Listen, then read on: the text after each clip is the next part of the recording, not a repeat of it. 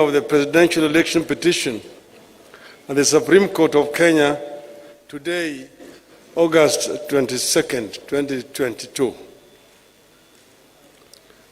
A short while ago, we successfully filed our presidential election petition at the Supreme Court of Kenya. The action we have taken is perfectly in line with the stipulations of our Constitution on resolving electoral disputes.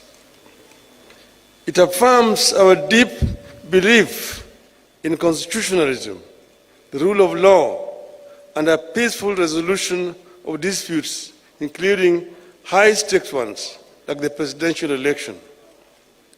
We have been shocked that as we prepare to go to court, others tried to stop us. Kenyans and all those who followed our campaign will recall that fighting and ending corruption in Kenya was a core agenda throughout our campaign as Azimio la Umoja One Kenya coalition party. The presidential election results announced last week represent that continuing struggle, pitting the forces for democracy and good governance against the corruption cartels that are so determined that they will stop at nothing to take control of the government in this country.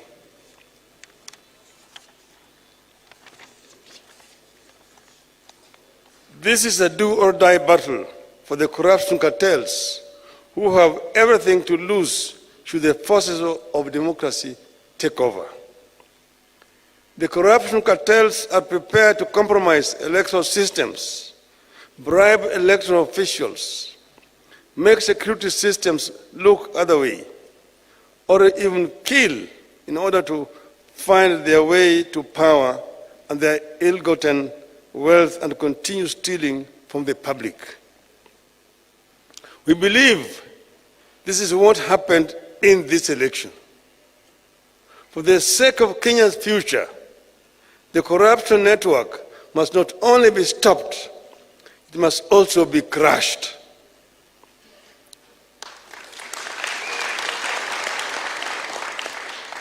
This attempted takeover of the country in this election has not been an isolated phenomenon. It has been in the works every election cycle. The corruption cartel has been intruding into our elections by not only financing specific candidates, but also by threatening or assassinating candidates and election officials. The corruption cartels have steadily been moving into manipulating electoral demands and suppressing the participation of voters who support rival political formations. Their activities that make it clear voters and votes do not matter have progressively reduced voter turnout in Kenya. At times, the cartels have triggered intense conflict between security forces and themselves as they strive to compromise elections. Slowly but steadily, these forces are killing our hard-won democracy and are trying to return Kenya into a one-party state in their own interests. We have seen the speed with which they have moved to buy elected leaders just within 1 week. After being denied the numbers at lower levels elections, like members of the National Assembly, members of the county assemblies and governors, these corruption cartels are working and buying leaders who have been elected on other parties' tickets to kill our democracy and also make the work of containing corruption at lower levels equally less effective. All these efforts have important political costs for our country, and they should not be underestimated. The corruption cartels know There are multiple benefits for them if they take over. Their members dealing in illegal drugs will thrive through greater ease in the transportation and distribution of drugs throughout the country. They will access intelligence information for more corruption. They will gain protection from the police for their leaders and their illegal activities. They will institute weaker or no restrictions at all for the money laundering, and they will ensure nobody else but them thrive. This potential array of favors for the cartels makes the capturing of government a profitable do-or-die venture for them. But it marks the beginning of the end of Kenya as we know it today. No nation, once captured by cartels, whether they be corruption cartels, drug cartels, gun-running cartels, or terror cartels, ever thrived or realized its full potential. The 2022 presidential election represents the most daring move by that cartel to overturn the wishes of the electorate. We refuse to allow Kenya to go that direction. It must not happen, and it will not happen.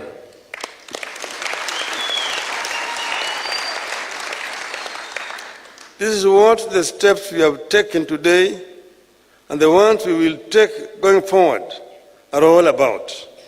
To stop the corruption cartels from getting to the heart of our nation and government, the presidency, and to stop the corruption cartels from jeopardizing electoral health and democracy in our country. Otherwise, we'll have no country. Our supporters deserve the support of all our citizens and all the citizens and leaders of the world who believe in democracy, constitutionalism, and the rule of law. This is the time to walk the talk.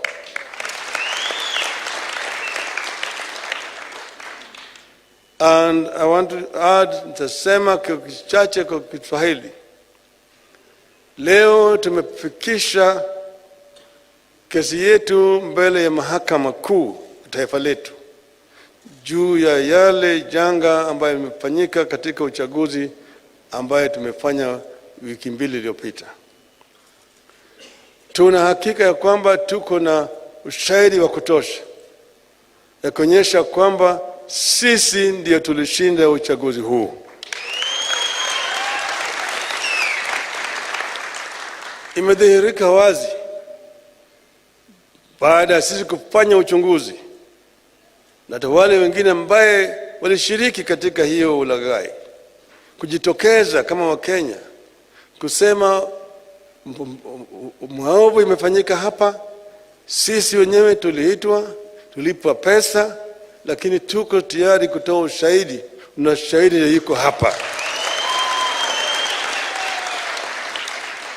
Yale ambayo yamedhihirika siku hizi chache ambayo imepita ni kitu ambaye inaweza kuandikwa katika historia ya siku zijazo. Hatukukuwa hata na uchaguzi ambayo mtu anaweza kufurahia. Wale walanguzi, wawezi walikuwa wamo ndani ya kule ukumbi kule Bomas of Kenya. Hapo walikuwa wanabadilisha matokeo kutoka eneo moja na eneo lingine hapo na wanaingiza huko. Ukiona yale maovu walifanya siku hizo unaweza kushangaa. Na vile vile wakuu wa tume ya uchaguzi ukaongoza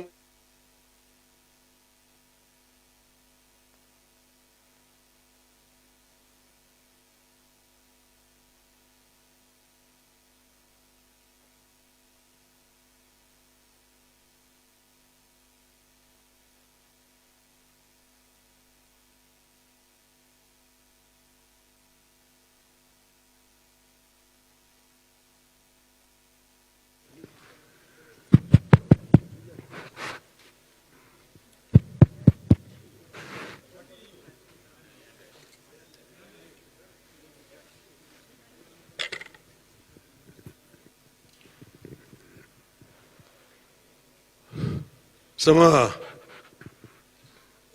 Tumesema ushahidi tuko nazo ya kutosha kuonyesha yale maovu yalifanyika. Na tumesema vile vile hata wakuu wafanyikazi wa tume ya uchaguzi wakaongozwa na yule mwenyekiti wao walifanya maovu mengi zaidi. Ukiona mwenyekiti mwenyewe akitofautiana na wanachama wake na kutangaza hata kama ma constituencies 31 kutoka yao yalikuwa hajawekwa pale, ni aibu kubwa kwa demokrasia ya Kenya. Lakini tunatoa shukrani kwa Wakenya kwa kusimama imara na vile vile kuonyesha utulivu wakati huu. Tunasema Wakenya wangoje wawe na subira. Maana yake tunasema subira huvuta heri. Tuna hakika ya kwamba mwishowe ukweli itajulikana. Na hiyo ukweli itapata sisi huru. Kwa hivyo sisi tunasema asanteni sana Wakenya wote pale kila mahali mko. Hata marafiki wetu kutoka ng'ambo ambayo wako hapa, tungependa kuwasihi wawe na subira, wasijiingize katika mambo ya siasa ya kindani ya Kenya. Wacha Wakenya wasuluhishe mambo yao kama Wakenya, na sisi tunaweza kusuluhisha mambo yetu. Asanteni sana. Mungu awabariki. Mungu ibariki Kenya.